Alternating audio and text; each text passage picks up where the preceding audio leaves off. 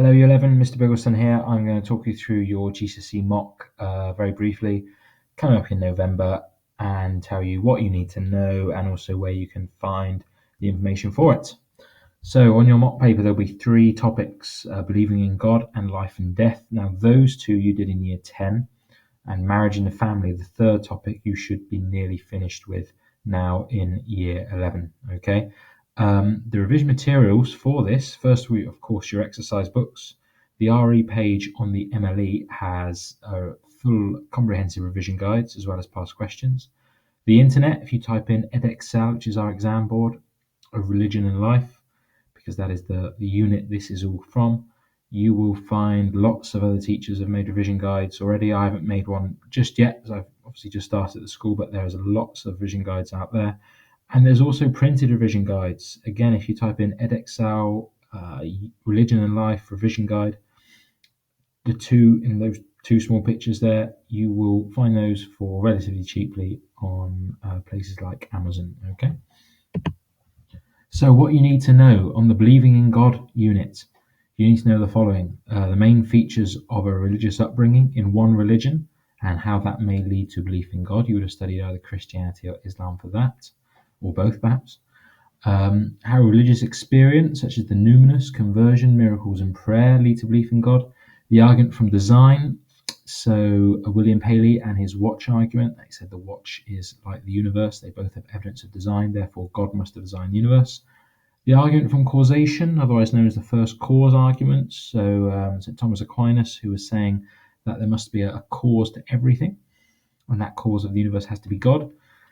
Scientific explanations, the origin of the world, so looking at things like the Big Bang Theory, not the TV show, but the original theory, and how one religion responds to these. So can they still claim that religious truths have some place in our world, even with all of this scientific evidence?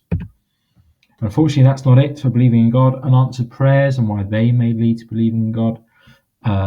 How one religion responds to these problem of unanswered prayers, such as saying perhaps God has a plan for us, or he wants to make us work, or he wants to make sure we don't become selfish, etc.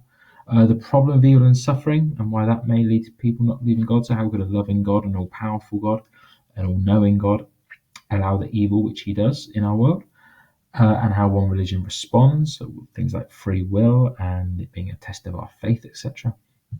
And the last thing you did on this unit was looking at two television and or radio programs and how they may affect the person's attitude to believe in God.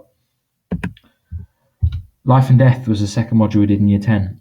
And so we're looking at Christians and life after death, and a religion other than Christianity, which would have been Islam, and their beliefs about life after death and why. Non-religious reasons for believing in life after death, so near-death experiences, ghosts, mediums, evidence of reincarnation, etc. Why some people don't believe in life after death. And then moving on to the ethics of early life, at the bottom there, abortion, so current British legislation and why abortion is a controversial issue. Christian attitudes to abortion, as well as Islamic attitudes to abortion, euthanasia, so assisted suicide, and current British law and why it's controversial. You'll see a pattern emerging here: Christian attitudes to euthanasia and Islamic attitudes to euthanasia. And there'll also be a possibility of a question on arguments for and against the media being able to criticise what religions say. And finally, marriage and the family, which we've been studying this year. Changing attitudes to marriage, divorce, family life, homosexuality. Christian attitudes to sex outside marriage, Muslim attitudes to sex outside marriage, Christian attitudes to divorce, and Muslim attitudes to divorce, Christian teaching on family life and its importance, and another religion, their teaching on family life too, Christian attitudes to homosexuality, Islamic attitudes to homosexuality, and the same for contraception. Okay, if for any reason a class or several classes haven't covered all of these in time, which is natural, of course, we will make sure that they're not on the exam, but we will let you know in advance if there's anything not on the exam. So I'll let you know after that, shortly after half term. Structure of the exam, of course, 3 topics. There's 4 questions, A to D. So you do 2 questions for one topic of your choice. So you could do 2 questions on believing in God, one on life after death and one marriage and family, or you could do it, or two on life after death, on life and death, and then one on the other two.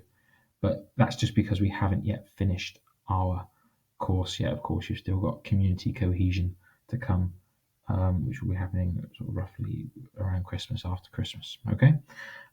So that's it for this presentation. I hope that makes sense. Do let me know if there's any questions about this or any other thing RE related.